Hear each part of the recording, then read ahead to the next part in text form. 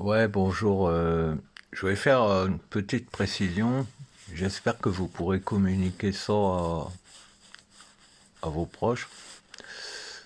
On parle des prophéties, on parle du grand monarque, on parle de la fin des temps. En fait, le temps n'est pas... les événements du monde ne se découpent pas à la manière dont vous pensez elles s'intercalent et elles se déroulent en fait.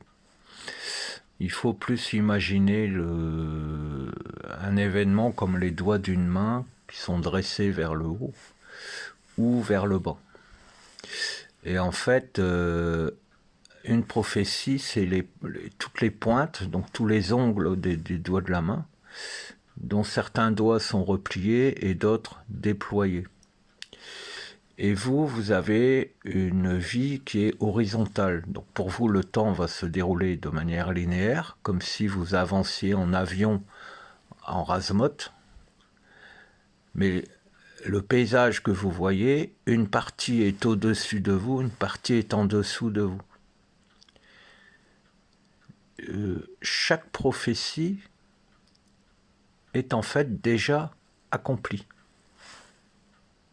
C'est-à-dire que à chaque fois que l'homme a accès à ce qu'il pense être un avenir pour le monde, en fait, il passe dans un paysage montagneux et il peut suivre la courbe du relief du paysage montagneux.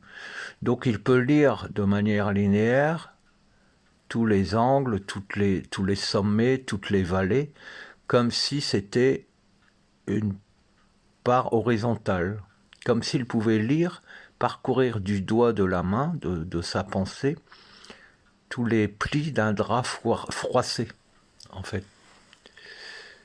Et ça, c'est la prophétie, c'est-à-dire que c'est découvrir ce qui existe. Et ensuite, il vit sa vie comme une lame qui vient découper le drap pour passer au travers, comme un forêt qui vient percer pour faire un tunnel dans une montagne. Votre vie actuelle, c'est le tunnel, c'est-à-dire que vous prenez une voie ferrée, elle va passer au-dessus des vallées, avec les ponts, et elle va traverser les montagnes avec les tunnels.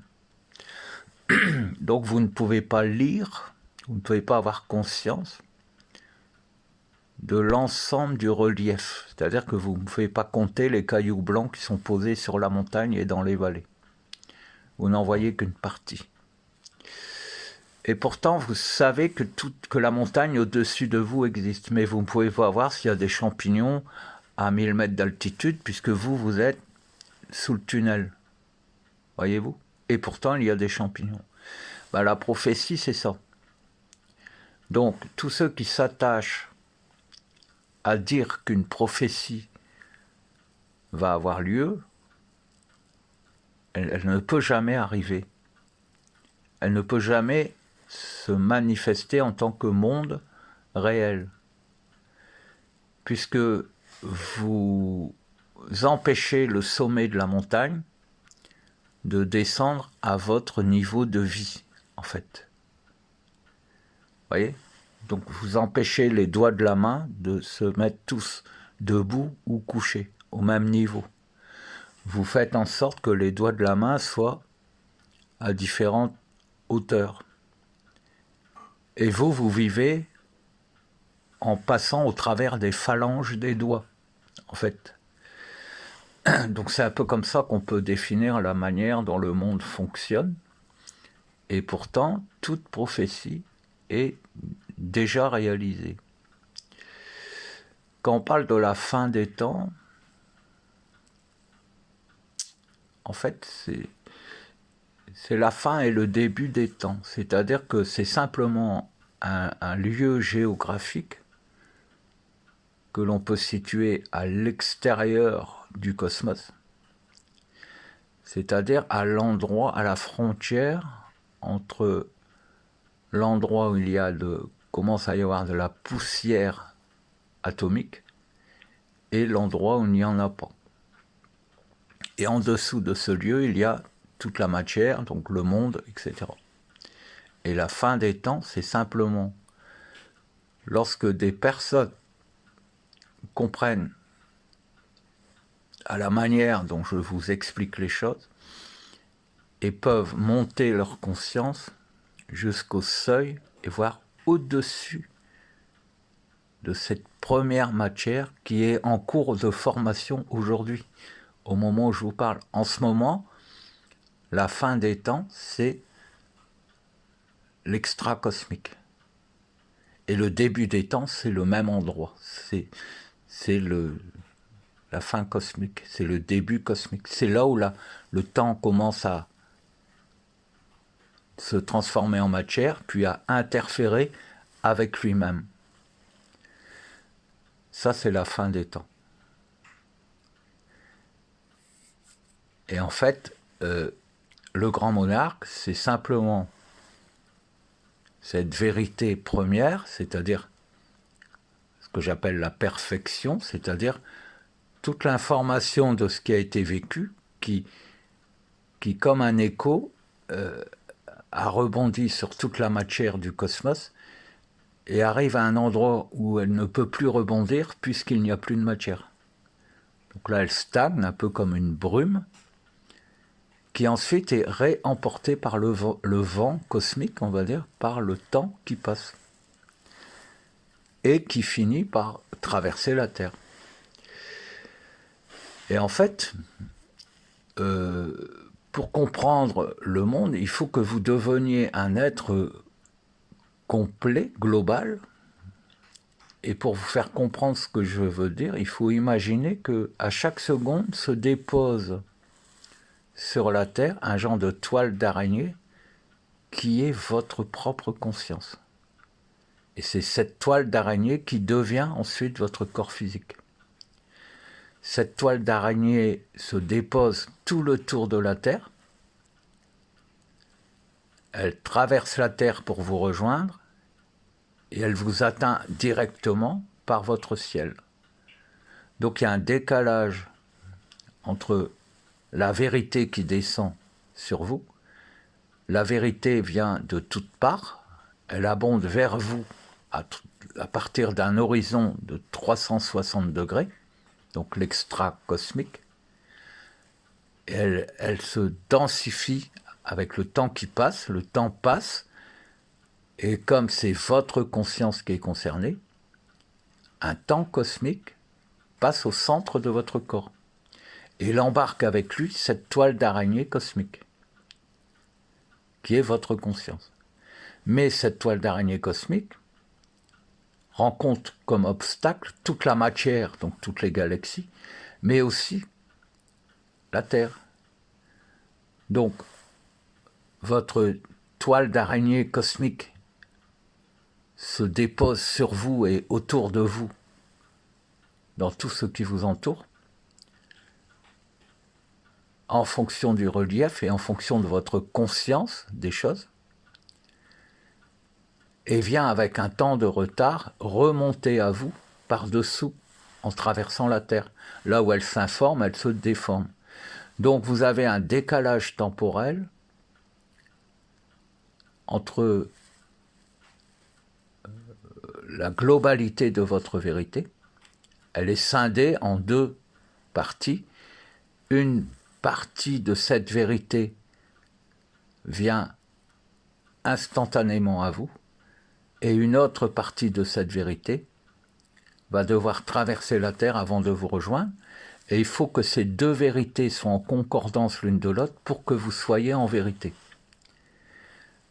Et comme la Terre tourne et comme votre conscience se déplace en permanence, vous pensez à d'autres pays, à d'autres personnes, etc., au moment où les deux voiles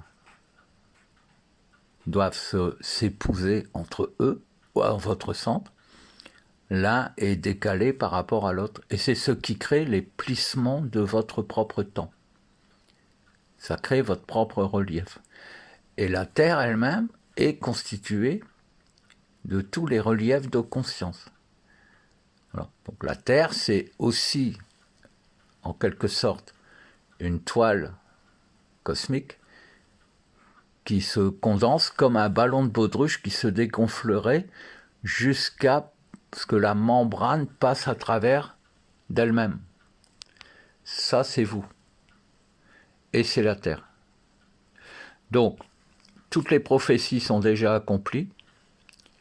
C'est-à-dire que si vous comprenez que vous êtes un être global, lorsque vous allez mener une action sur Terre, au lieu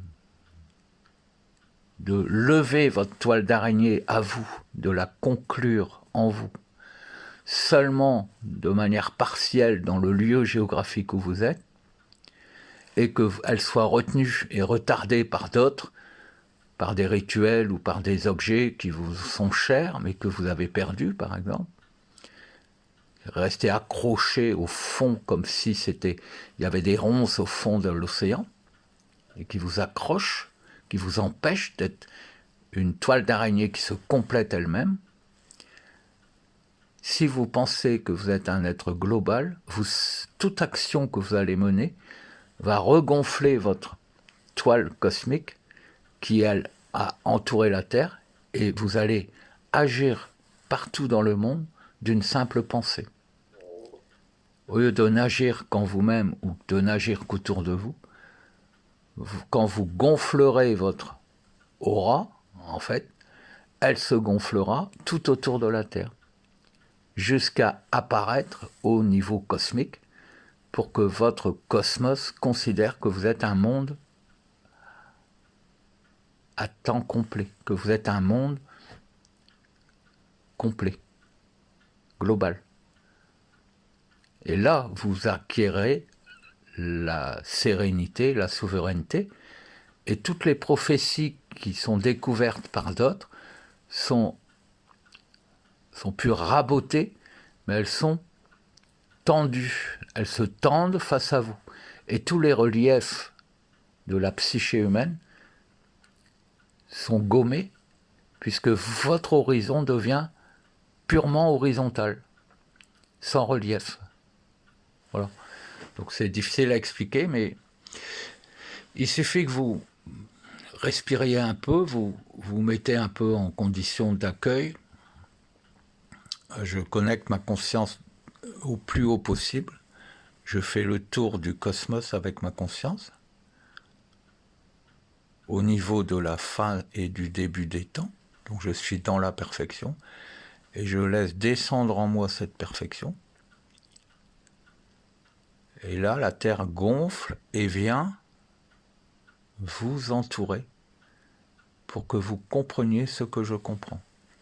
Et vous devriez voir un peu comme des effets lumineux dans vos yeux, comme des vagues lumineuses dans vos yeux. Ben, c'est votre propre source qui acquiesce, en fait, ce que je viens de dire, et qui va faire en sorte que vous le compreniez vous aussi, à votre propre rythme. Mais ce qu'il faut retenir, c'est que toute prophétie que l'on annonce est déjà accomplie.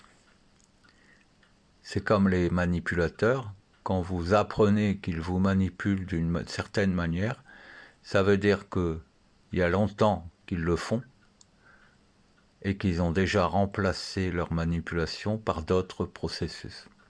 Donc ça ne sert à rien de vous battre contre eux, il vous suffit de vous projeter dans votre propre avenir, et dans cet avenir dans lequel vous allez vous projeter, comme si vous sautiez au-dessus du mur de lamentation, il n'y a plus aucun obstacle. Et vous devenez un être souverain, tout simplement. Voilà, je vous embrasse.